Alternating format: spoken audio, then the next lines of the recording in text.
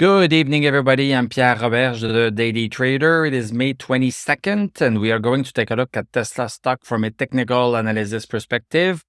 My goal in doing these videos is to help you understand how you can use technical analysis to make better trading and investing decisions, but I'm not a financial advisor, so please do your own research and make your own decisions. So Tesla is up $8.73. That's 4.85%, closed at 188.87. Post market, we are down by 33 cents. So let's look at what we have here on the chart. This is just textbook perfect. The stock did everything that it was supposed to do. Just a bit of a recap for the new people that might jump in. We came down this downward channel. We broke outside of it.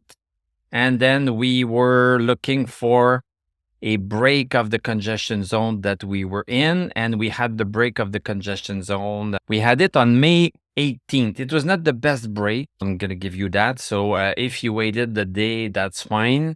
It was not the best break. It was a break, but very shallow break. But then it turned out that this was the right move to take anyway. We have been going up ever since.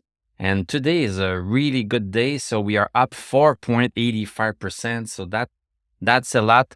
Big green candle, just a bit of a wick at the top and at the bottom. But most of the composition of the candle is one big body. This was a frank move. We start at this price and we finish at this price. There's a little bit of a wiggle room on either side, but not much. So this is a frank move, a frank win for the buyers. We now have a few adjustments that we need to make. We are now outside of this bullish channels. We are climbing faster than this bullish channel right here. If we climb too fast, it won't last a long time. So I don't think that this is going to last long, this one here, but still it's very nice. And we had these two horizontal resistance that we were also looking at that stopped us in the past.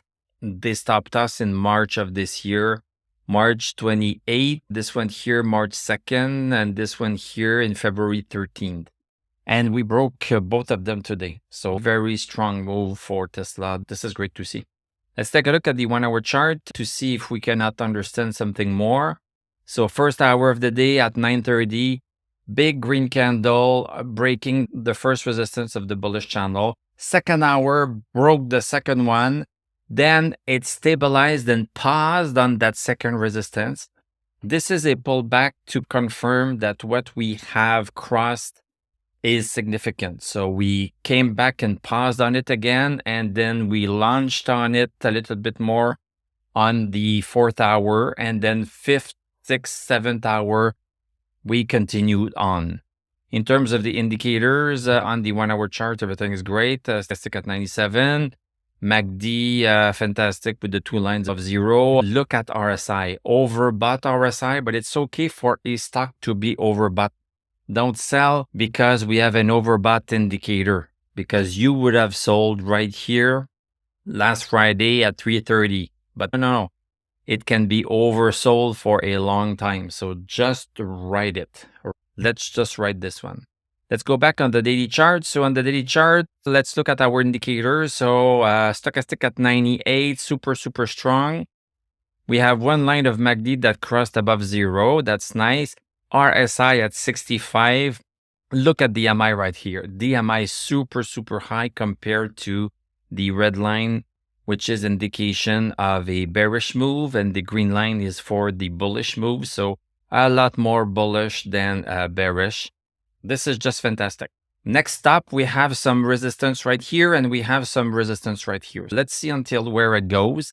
And when it's going to come close to the first resistance, then you will have a decision to make. Are you going to sell part of it because we could be having a little bit of a pullback because of the resistance or not?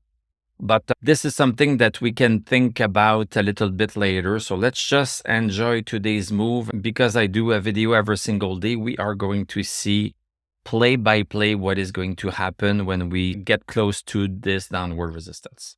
Let's take a look at some Tesla news. There's a new Tesla Model Y with BYD batteries that charges much faster. The new Tesla Model Y built with BYD batteries at Gigafactory Berlin charges significantly quicker than the previous version. While they were mainly seen as competitors, the two companies started getting cozy together last year as Tesla started to buy battery cells from BYD. Tesla is believed to be using BYD's new Blade battery, which is an LFP cell packaged in a long blade-like format. The new Model Y with these cells recently went into production at Gigafactory Berlin, and now the Tesla fans on the local German TF forum are already finding some interesting differences. The biggest one so far is the fact that the new BYD cells appear to maintain the peak charge rate significantly longer. So if we look at the peak charge rate in red right here, it seems like it can charge at the peak rate right up to 50% state of charge, whereas the other types of batteries tend to slow down a little bit. I still think that Tesla should mention things like this when we are buying cars. When should we expect the peak charge rate to start to trickle down and things like that? This is information I would like to know. Let's take a look at our Palantir also. So Palantir, we had a little bit of a pullback on Friday.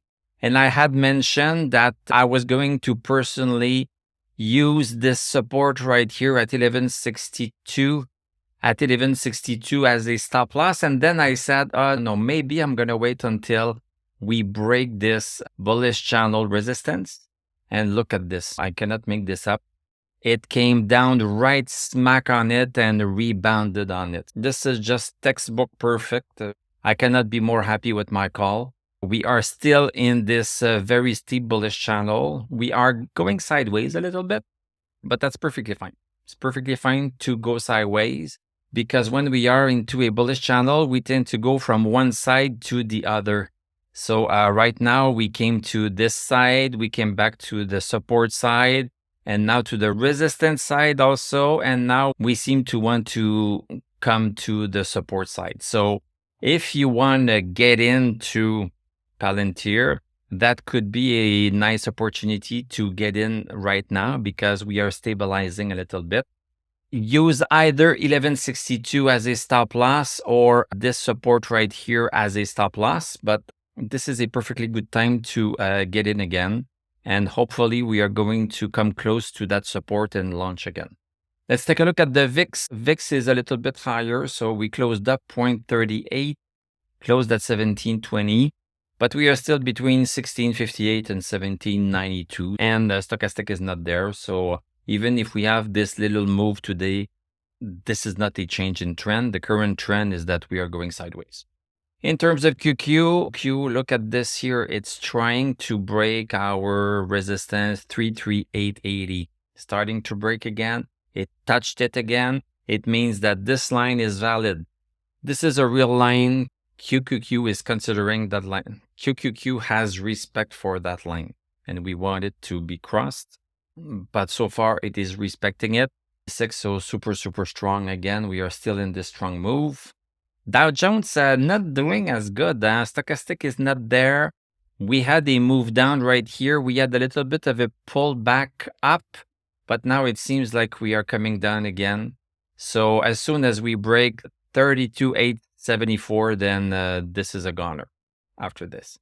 S&P 500 also having a hard time with its horizontal resistance. It has been battling it since February of this year.